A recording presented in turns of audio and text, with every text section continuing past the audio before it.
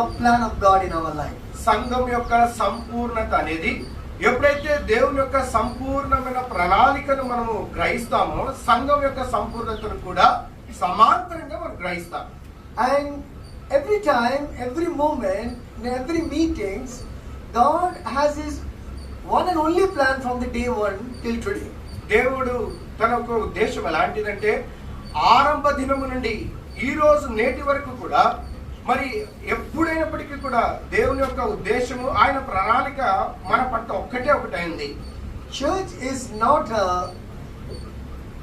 technical or not a building.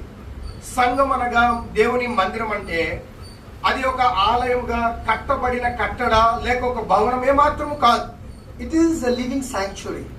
సంఘము లేక దేవుని ఇల్లు అంటే సజీవముగా కట్టబడినట్టు దేవుని యొక్క ఆలయం అని అర్థంగా Where the sanctuaries of God dwells.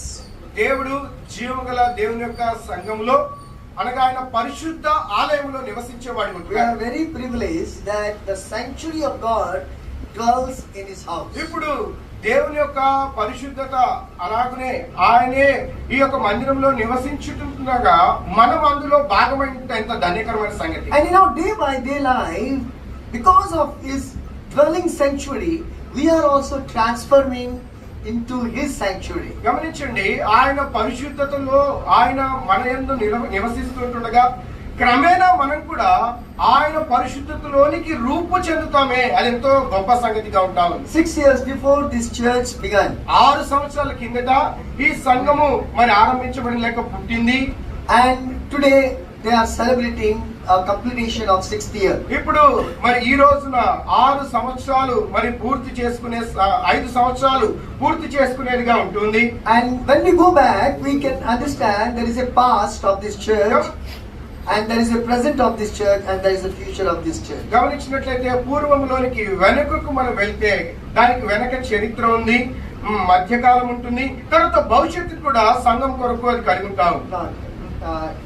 The present character, ప్రస్తుత పరిస్థితిని మనం చూస్తున్నట్లయితే the past character and the present character and the future character. మరి గతంలో ఉన్న స్థితి, ప్రస్తుత స్థితి, భవిష్యత్తు యొక్క స్థితి. That is called past, present and future. మనం ఎదుగుతున్న భూత వర్తమాన భవిష్యత్తు కాలం అని చెప్తాం. Every church has the same thing and same protocol. చూడండి, ప్రతి మందిరము లేక దేవుని సంఘం ప్రతి సంఘానికి కూడా ఇదే నమూనా, ఇదే వైఖరిలో వెళ్తాం. 6th year before, this church began with a lot of prayer and with a lot of burden, with a lot of tears. చూడండి, 5 సంవత్సరాల కిందట ఈ మందిరం ఎంతో భారాలతో